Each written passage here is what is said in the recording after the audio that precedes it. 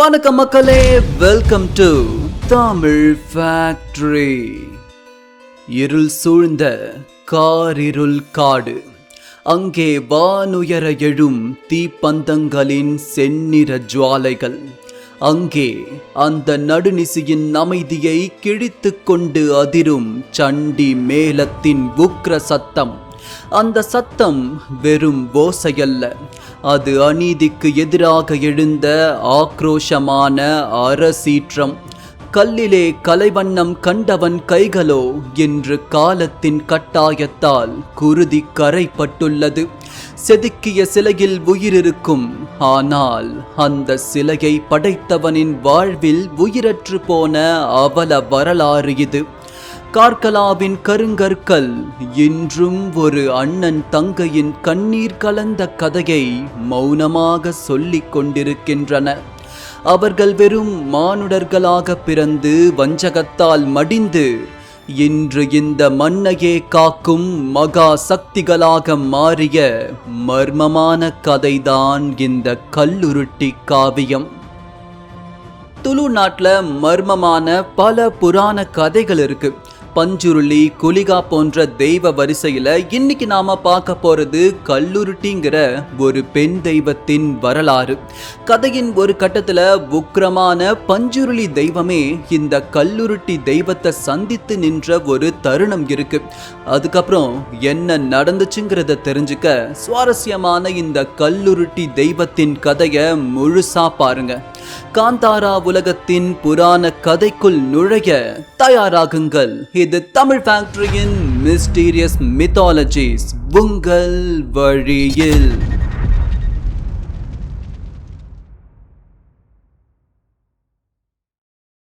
நம்ம இந்திய கலாச்சாரத்துல எத்தனையோ வழிபாடுகள் இருந்தாலும் இந்த துளு நாட்டு பக்கம் இருக்கிற பூத வழிபாடு அல்லது தெய்வ வழிபாடுங்கிறது ரொம்பவே விசித்திரமானது. அதே சமயம் ரொம்ப ரொம்ப பழமையான ஒரு பாரம்பரியம். பூத வழிபாடுன்னு சொல்லும்போது இது ஏதோ பேய் வழிபாடுன்னு நினைச்சிடக்கூடாது. இதெல்லாம் அந்த மண்ணுல உண்மையிலேயே நடந்த சம்பவங்களா துளு மக்கள் இப்ப வரைக்கும் நம்பிக்கிட்டு இருக்காங்க. துளு பாஷையில இத மானுட சத்தியோலுன்னு சொல்றாங்க. அதாவது மனித வாழ்வில் உண்மையில் நடந்த சம்பவம்னு தான் இதுக்கு அர்த்தம். அவங்க பாரம்பரியத்துல ஆயிரக்கணக்கான பூதங்கள் இருந்தாலும் இந்த கல்லுருட்டிக்கும் கல்குடாவுக்கும் கிடைக்கிற மரியாதையே தனிதான். இந்த கதையை நீங்க முழுசா கேட்டீங்கன்னா எந்த அளவுக்கு இவங்க முக்கியமானவங்க, எந்த அளவுக்கு குலதெய்வங்களுடைய வழிபாடு முக்கியம்னு உங்களுக்கு புரியும். கல்லுருட்டியோட கதையும் அவங்க அண்ணன் கல்குடாவுடைய கதையும் ஒன்னோடு ஒன்னு பின்னி கிடக்கிற ஒரு சோகமான, அதே நேரம் ஒரு உன்னதமான கதை. பல நூறு ஆண்டுகளுக்கு முன்னாடி கல்லுருட்டி மற்றும் கல்குடா இவங்க ரெண்டு பேரும் சாதாரண மனிதர்கள் கிடையாது, தேவலோகத்துல வாழ்ந்தவங்க. ஒரு முறை தேவகுரு பிரகஸ்பதி அவர் இல்லாத நேரமா பார்த்து விஸ்வகர்மாவை வரவழைச்சு அவருக்கு அதிகப்படியான மரியாதை கொடுத்து தன் குருவையே அவமதிச்ச காரணத்தால இவங்க ரெண்டு பேரும் பூலோகத்துல மனுஷங்களா பிறந்து கஷ்டங்களை அனுபவிக்கணும்னு சாபம் கிடைக்குது. அந்த சாபம் தான் இப்ப நாம பார்க்க போற இந்த மாபெரும் கதை உருவாகவே காரணம். கர்நாடகாவுடைய கர்கலா தாலுகாவில் இருக்கிற கெல்லே புட்டேங்கிற இடத்துல சாம்பு கல்குடான்னு ஒரு சிற்பி வாழ்ந்து வந்தாரு. அவர் சாதாரண ஆள் இல்ல, கல்லுக்கே உயிர் கொடுக்கும் வித்தை தெரிஞ்சவர். அவருடைய மனைவி பேரு ஈர்வடி. ஈர்வடி கர்ப்பமாகிருந்த நேரத்துல பெலகலா நாட்டை சேர்ந்த மன்னர் சாம்பு கல்குடாவை தேடி வராரு. எனக்கு ஒரு பிரம்மாண்டமான கோமதீஸ்வரர் சிலையை செதுக்கணும், அது உலகமே வியக்கிற மாதிரி இருக்கணும்னு கட்டளையிட்டாரு. அரசனுடைய பேச்சை தட்ட முடியாத சாம்பு கல்குடா தன் கர்ப்பமான மனைவியை பிரிஞ்சு அந்த வேலைக்காக போறாரு. சிலையை செதுக்கிற வேலையில பல வருடங்கள் ஓடி போகுது.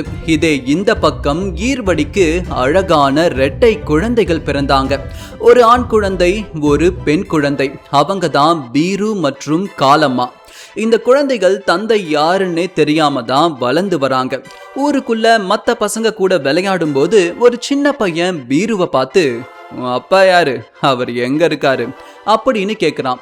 இந்த வார்த்தை பீருவோட மனசை ரொம்பவே பாதிக்குது. அழுதுகிட்டே ஓடி வந்து அம்மா கிட்ட கேக்குறான். அப்போ ஈர்வடி கண்ணீரோட சொல்றாங்க, உன் அப்பா பெலகோலாவுக்கு சிற்ப வேலைக்காக சென்றார், இன்னும் திரும்ப வரவில்லை அப்படின்னு சொல்றாங்க. உடனே பீரு, என் அப்பாவை நானே தேடி செல்கிறேன் அப்படின்னு பிடிவாதம் பிடிச்சு அம்மாவுடைய தடையையும் மீறி பயணத்தை தொடங்குறான். பல வருடங்கள் கடந்து போகுது. கடைசியில ஒரு ஏரிக்கரையில ஒரு வயசானவர் உட்கார்ந்து இருக்கிறத பாக்குறான். அவர் தான் சாம்பு கல்குடா. ஆனா ஒருத்தருக்கு ஒருத்தர் அடையாளம் தெரியல. சாம்பு கல்குடா அந்த பையனை பார்த்து, நீ யாரு தம்பி, எதுக்காக இங்க வந்திருக்க அப்படின்னு கேக்குறாரு. அதுக்கு அந்த பையனோ, என் பேரு பீரு கல்குடா, என் அப்பாவை தேடி வந்திருக்கேன் அப்படின்னு சொல்றான். பெத்த மகனை அடையாளம் கண்டு கொண்ட சாம்புவுக்கு கண்கள் கலங்குச்சு. ஒரு வழியா அப்பாவும் மகனும் ஒன்னு சேர்ந்துட்டாங்க. ஆனா விதி வேற மாதிரி விளையாடுச்சு. பீரு தன் அப்பா செதுக்குன அந்த பிரம்மாண்டமான கோமதீஸ்வரர் சிலைய உத்து பார்க்கறான். அங்கதான் ஒரு திருப்பம் உண்டாச்சு. அந்த சிலையில ஒரு சின்ன நுணுக்கமான குறைய பீரு கண்டுபிடிச்சிட்டான். ஒரு சின்ன பையன் தன் வேலையில குறைய கண்டுபிடிச்சிட்டானேங்கிற வருத்தத்தை விட இந்த தப்புக்காக மன்னர் நம்மள கொன்னுடுவாரேன்னு பயந்த சாம்பு கல்குடா அங்கேயே கத்தியால குத்திக்கிட்டு தற்கொலை செஞ்சுக்கிறாரு. பீருவோட கண்ணு முன்னாடியே அவங்க அப்பா இறந்து போறாரு.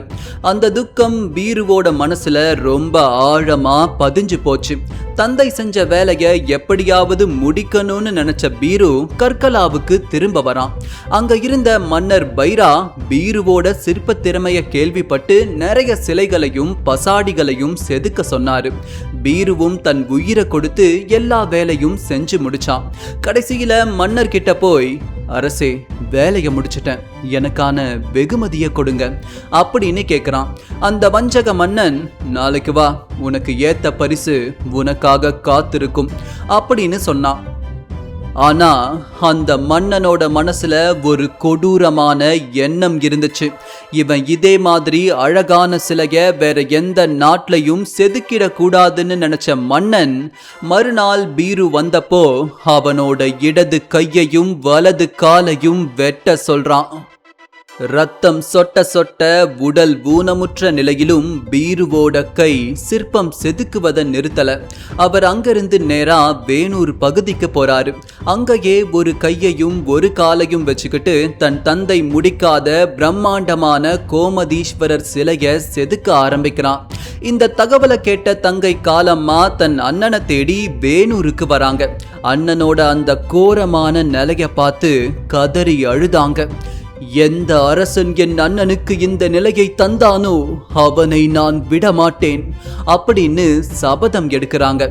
2 பேரும் சேர்ந்து ஒரு மரண சாசனம் எழுதி, தெய்வங்கள் இருப்பது உண்மை என்றால் நாங்கள் இறந்த பிறகாவது அந்த அரசனை கொல்லும் சக்தி எங்களுக்கு கிடைக்கட்டும் அப்படின்னு சொன்ன 2 பேரும் அந்த வேணூர்ல இருக்கிற மகாலிங்கேஸ்வரர் கோவிலோட புனித கிணத்துல குதிக்கிறாங்க.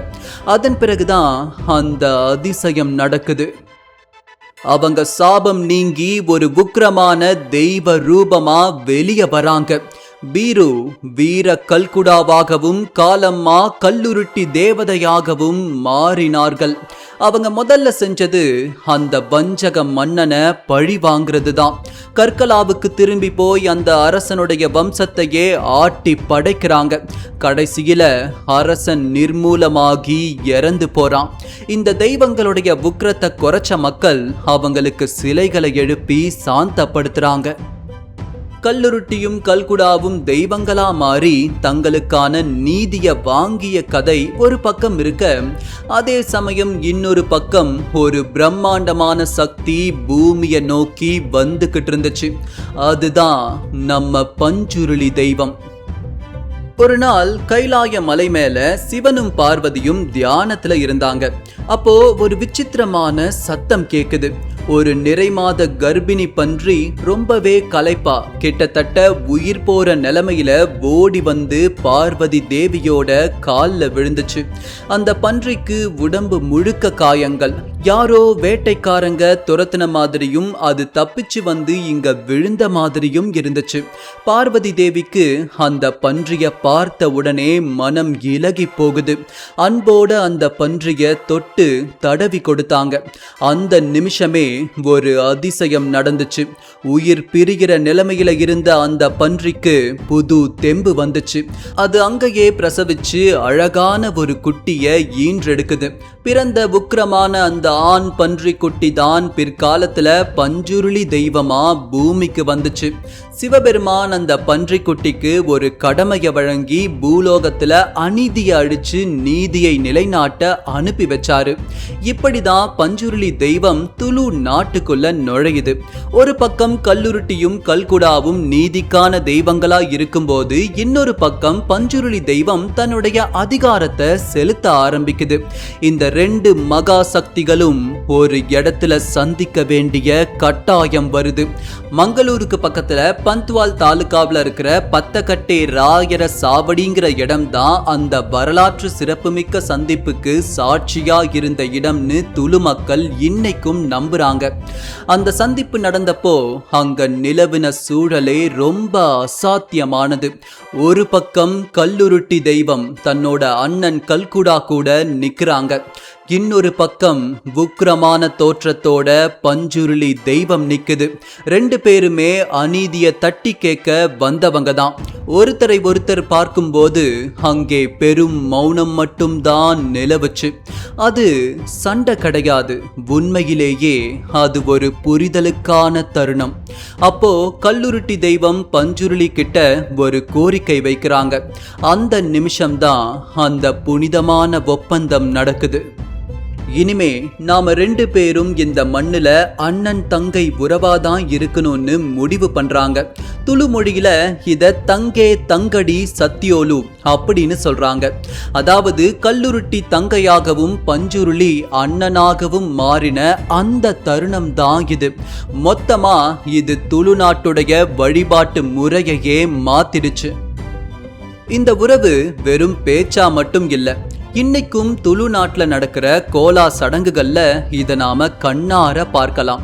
அந்த சடங்கு நடக்கும்போது ஏதாவது ஒரு பிரச்சனைனா கல்லுருட்டி தெய்வம் தான் ஆலோசனைகளையும் அறிவுரைகளையும் வழங்கும்.